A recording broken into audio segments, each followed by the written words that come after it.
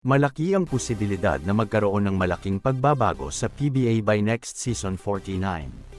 Sa kasalukuyan kasi, marami ang nasa usapin, at tila ihahain na nga ng mga plano sa board ng PBA. At bukod sa nauna na nating napag-usapan tungkol sa pag-alis ng height limit restriction sa mga import starting by next conference. Nasa usapan na rin ngayon, ang patungkol sa dalawang imports, sabay, na naglalaro para sa isang team. On top yan ng pagkakaroon muli ng guest team next season. So maganda ang mga naiisip ngayong ihain ng mga plano sa PBA. Yan yung mga eksaktong nire-requires ng matagal ng karamihang mga fans, kaya naman sana ay talagang maaprobahan at yan ay mapatupad starting by next season. Sigurado na babalik ang ilang mga nawalang manonood sa PBA pag nangyari yan, at malaki ang posibilidad na unti-unting bumalik ang dating sigla ng mga fans sa PBA. Samantala, dagdag pa dyan, bukod sa mga new rules na balak ng masimula next season. Nariyan din ang ilang mga torneo na lalahukan ng PBA.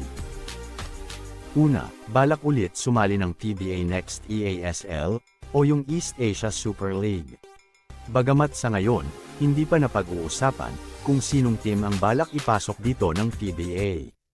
Pero kalimitan na ipapasok dito ay yung mga teams na nagkampiyon at naging runner-up sa mga ginanap na huling komperensya sa PBA.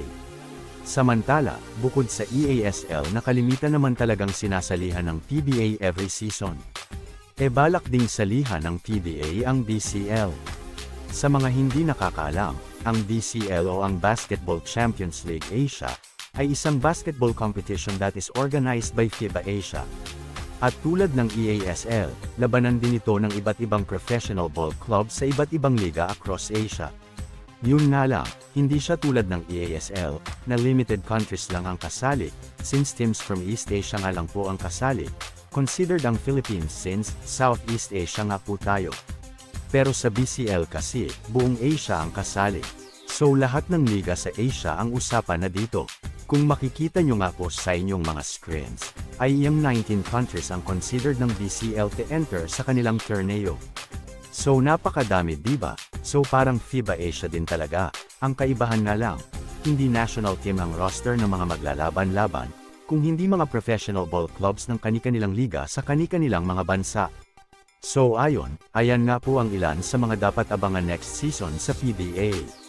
Talagang napakadami. Kaya tiyak na very exciting ang magiging Season 49 na ng Rams Liga. Well, sana lang talaga ay matuloy ang lahat ng planong yan ng PBA.